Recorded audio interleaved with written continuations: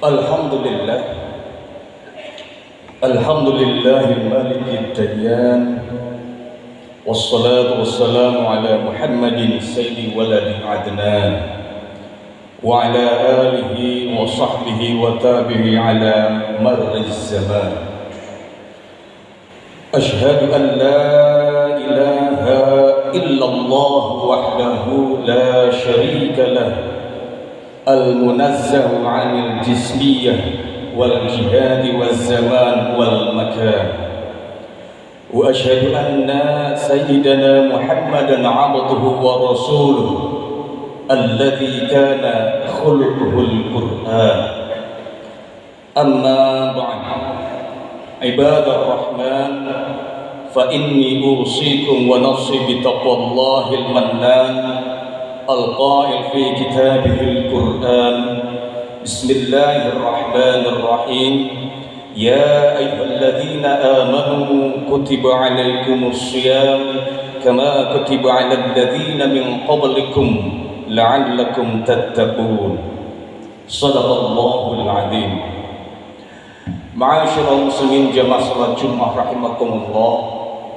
Puji syukur kehadirat Allah yang telah memberikan begitu banyak nikmat serta karunia-Nya kepada kita. Selesai daripada hajat Negara Kesatuan Republik Indonesia, yaitu pemilu 2024 yang lalu, kita masih diperkenankan oleh Allah untuk terus menghirup udaranya, menikmati segala apa yang telah Allah turunkan kepada kita, hingga sama-sama kita sakit hadir untuk memenuhi panggilan Allah, yaitu salat Jumat berjamaah. Mudah-mudahan fa insyaallah ini semua sebagai rasa tasyukur bin nikmat kita kepada Allah Subhanahu wa taala. Salat dan salam semoga Allah senantiasa curah limpahkan kepada junjungan kita Nabi Muhammad sallallahu alaihi wasallam, pada keluarga, sahabat, dan mudah-mudahan fa insyaallah kita semua sebagai umat akhir zaman berhak mendapatkan syafaatnya di yaumil akhir nanti. Amin amin ya rabbal alamin. Ma'asyiral muslimin jamaah salat Jumat rahimakumullah, Al-Fakir berwasiat pada diri Al-Fakir pribadi maupun kepada jamaah sekalian, mari kita sama-sama tingkatkan keimanan dan ketakwaan kita kepada Allah, karena hanya baju takwalah yang Allah pandang di antara hamba-hambanya yang lain. Ma'asyiral muslimin jamaah salat Jumat rahimakumullah, takwa adalah sebaik-baik bekal bagi kehidupan kita untuk meraih kebahagiaan abadi di yaumil akhir nanti. Oleh karena itu, mari kita sama-sama meningkatkan ketakwaan kita dalam rangka sebentar lagi kita akan memasuki daripada bulan Ramadan 1445 Hijriah. Dan tak terasa, ma'asyiral muslimin jamaah sekalian, kurang dan lebihnya seminggu ke depan kita sudah memasuki gerbang bulan Ramadan yang penuh mulia. Oleh karena itu, ma'asyiral muslimin jamaah salat Jumat rahimakumullah, Ramadan identik dengan ibadah saum atau ibadah puasa, di mana ibadah puasa memiliki keistimewaan yang tidak dimiliki oleh ibadah-ibadah lainnya. Di antaranya seperti yang pernah Rasulullah SAW sampaikan dalam salah satu hadisnya, kullu amal ibn Adam yudha'af al-hasana 'ashara amsalha ila 700 di'af.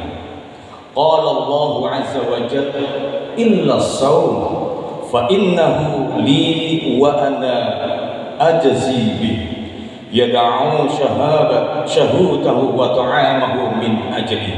Rawahu Imam Muslim.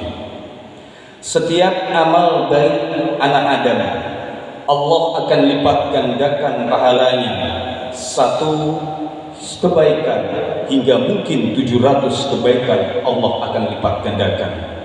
Namun Allah di dalam hadis qudsi berfirman, kecuali puasa, kata Allah, karena sesungguhnya puasa itu milikku dan aku langsung yang akan membalasnya.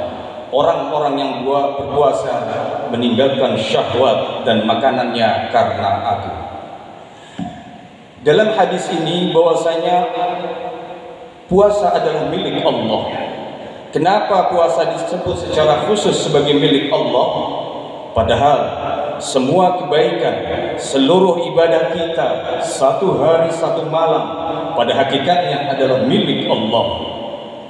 Di dalam syarah Sahih Muslim, Al-Imam An-Nawawi menjelaskan bahwa yang dimaksud karena puasa adalah milik Allah, karena puasa adalah ibadah yang jauh dari sifat riya, yaitu melakukan ketaatan bukan karena Allah tetapi karena ingin mendapatkan daripada pujian dari sesama hambanya. Ketika seorang sedang berpuasa, tidak ada seorang pun yang mengetahuinya kecuali Allah dan dirinya sendiri. Berbeda dengan ibadah-ibadah lainnya seperti sholat 5 waktu, sedekah jariyah ataupun zakat atau yang lainnya dapat terlihat oleh hamba-hambanya yang lain.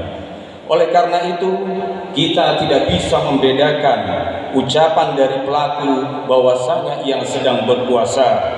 Tidak bisa dibedakan antara orang yang tidak makan karena diet dengan orang yang tidak makan karena berpuasa. Orang yang sedang berpuasa sangat mudah baginya, sangat mudah sekali untuk menyelinap ke dapur untuk makan dan minum misalkan, lalu keluar dari dapur menampakkan dirinya seolah-olah dia sedang berpuasa. Karena hal itulah maka hakikatnya puasa Allah lah yang maha mengetahui serta dirinya, dan tujuannya bukan ingin mendapatkan pujian dari sesama makhluknya, tapi diharapkan hanya mengharap ridho daripada Allah Subhanahu wa ta'ala. Ma'asyiral muslimin jamaah salat Jumat rahimakumullah, dikatakan dalam hadis yang di atas tadi bahwasanya Allah lah yang akan membalas daripada ibadah saum kita. Kenapa puasa dikhususkan sebagai ibadah yang langsung dibalas oleh Allah? Padahal hakikatnya Allah lah yang membalas daripada segala atau semua kebaikan kita. Jika kebaikan yang lain seperti sholat, sedekah, zakat, haji, umroh dan lain sebagainya telah disebutkan Allah akan melipat gandakan pahalanya menjadi 10, mungkin hingga 700, tapi puasa adalah pengecualian. Al-Imam Nawawi dalam syarah Sahih Muslim pun menjelaskan kembali bahwasanya begitu besarnya pahala puasa dan begitu pula keagungan daripada keutamaannya puasa, hanya Allah yang tahu berapa besar pelipat gandaannya pahala bagi orang yang berpuasa.